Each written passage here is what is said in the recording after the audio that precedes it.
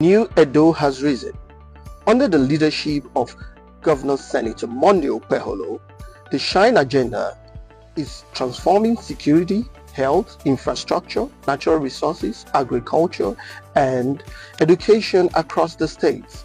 And at the heart of this infrastructure pillar sits one of the government's most consequential assets, land. To lead the change, Governor Okpeholo made a deliberate choice. In April 2026, he appointed a scientist, not a career bureaucrat, to run the Edo State Geographic Information Service. His name is Professor Innocent Ehigwena Bello, a fellow and a national president of the Nigerian Cartographic Association, a distinguished scholar in remote sensing and geoformatics, and now managing director of Edo GIS. He has taken a firm stand against land racketeering, the multiple sales, overlapping claims, and fraudulent transactions that have long undermined public trust. This is practical governance in action, an Edo GIS that protects rather than expose the ordinary citizen. Within the agency, he has invested in the people who carry out these mandates, training, better tools, and recognition for discipline and dedication. Echoing the governor's own commitment to redirect public resources towards strengthening the institution and rewarding Edo's workforce. This is what the infrastructural pillar of Shine looks like beneath the surface. Not just road and flyovers, but the digital land records, spatial data system that makes every other investment secure and defensible. 100 days is a short distance in the life of any institution, but under Governor Monday Okpeholo's Shine Agenda and with Professor Bello's leadership at Edo GIS, the direction is unmistakable. A new Edo built on trusted land and governance and shared prosperity. This is the Shine Agenda at work. This is Edo GIS. This is the new Edo.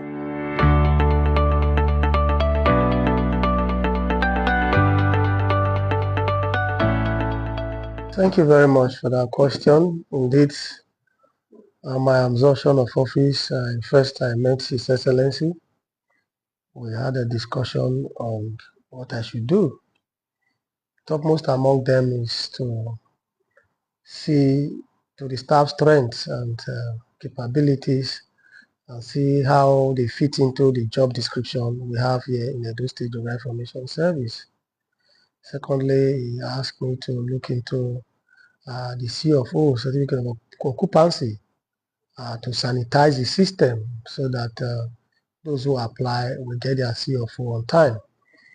And that, of course, requires me to look into the authenticity of the root of titles, the documents supporting the application vis-a-vis other requirements to ensure that those applying for CFO they actually apply using necessary and valid documents, proper survey plan, that root of title that, of course, that are valid and genuine. So another issue that I also that became so much of a great headache is land racketeering, challenges of land, multiple land problems, and they were all on my table. So I said, well, I'm going to hit all of them head on by making sure that I talk to the staff and make sure that the CFO, the backlog, screen the rescreens, and then, of course, get them ready for signing and collection. Thank you.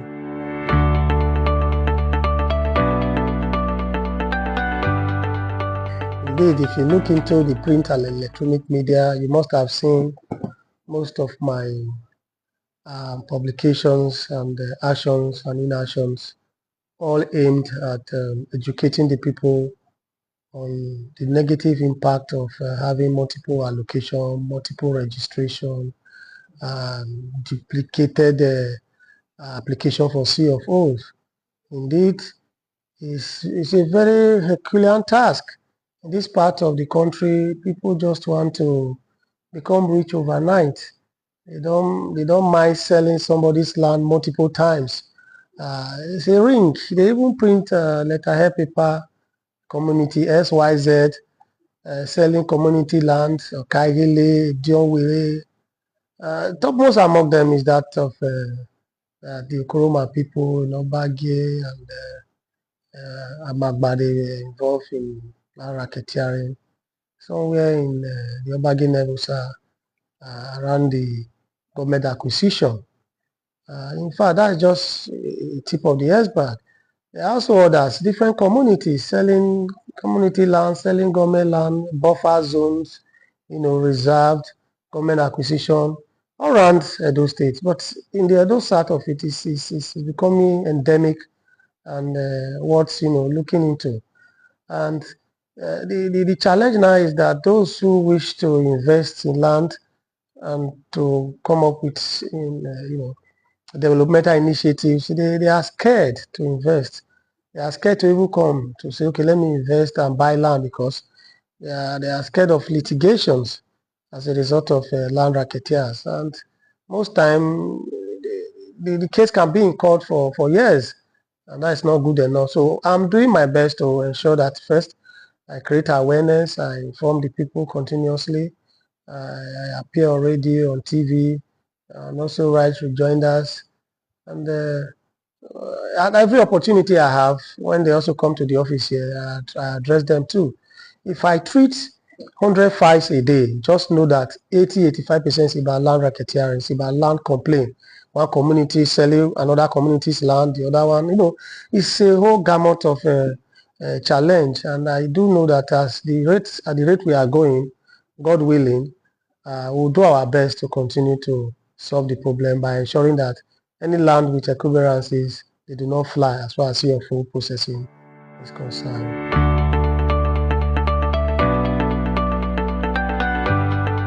Using our forensic intelligence to screen all papers submitted.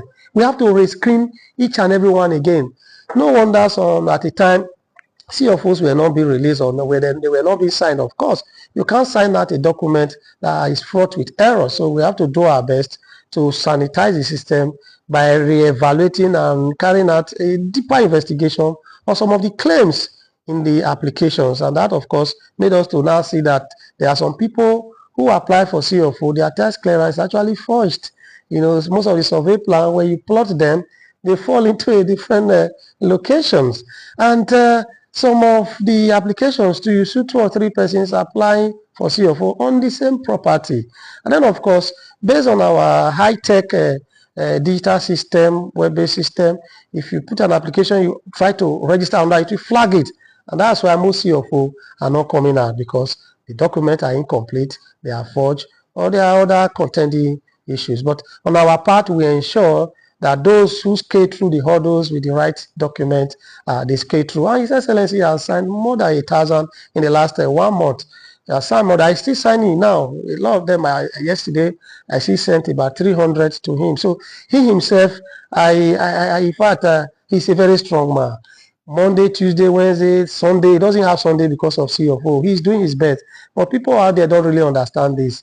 He has to pay attention to signature, and they talk about so many things, but that's not true. That's not true. From the videos you'll be seeing any moment from now, you can see people collecting their CFO. As you can see here, they are collecting a lot of them. Today I've received nothing less than 16. So it's like that every day. So we are doing our best. Thank you so much.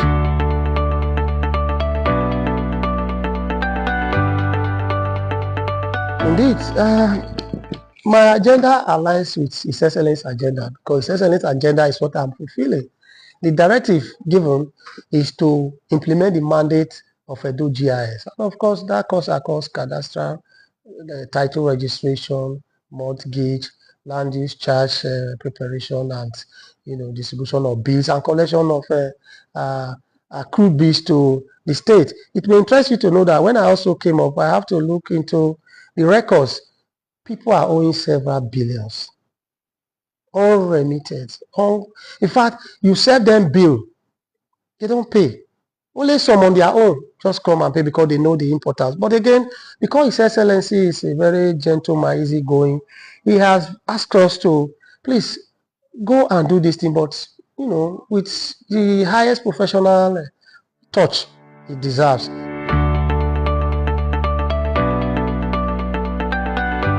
Oh, thank you. One is to upscale our staff strength and staff welfare.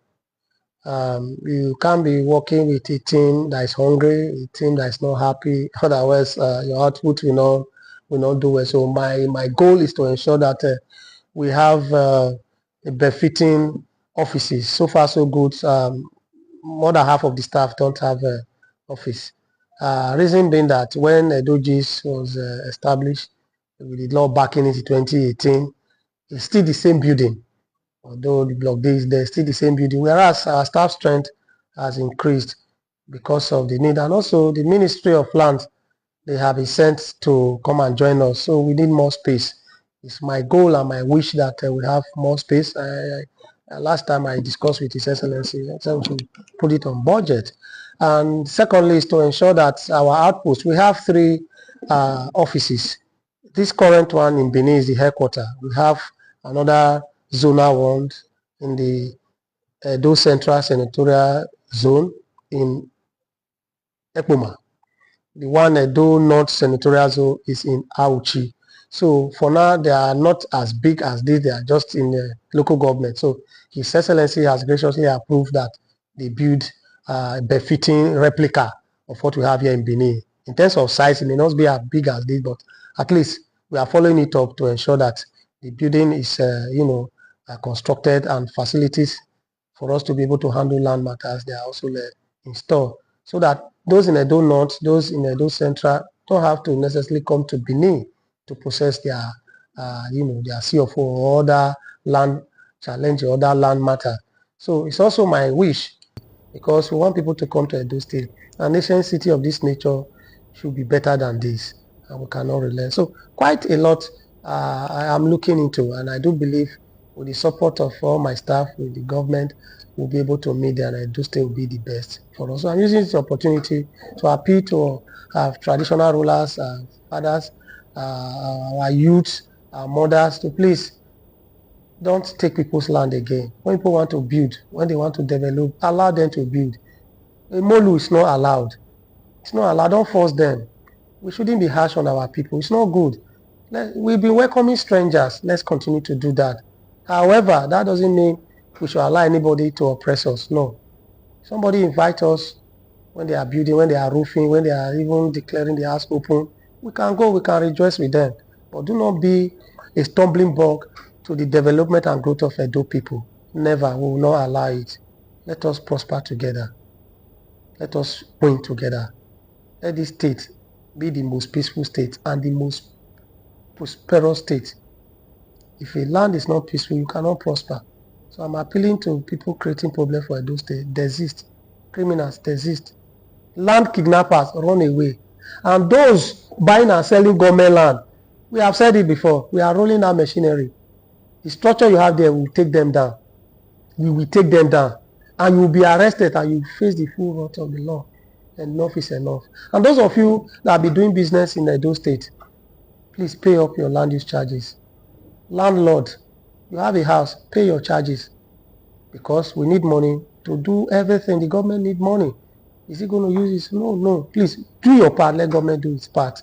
The land use charge, including the tenement rates, the property tax, and then local property, pay as when due.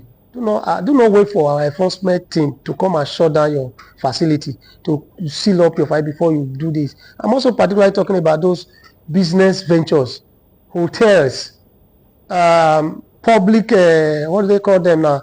Those buildings they use for cinema, that they use for event centers, and then all those companies. Please, pay on time. Pay on time, and the government will serve you well.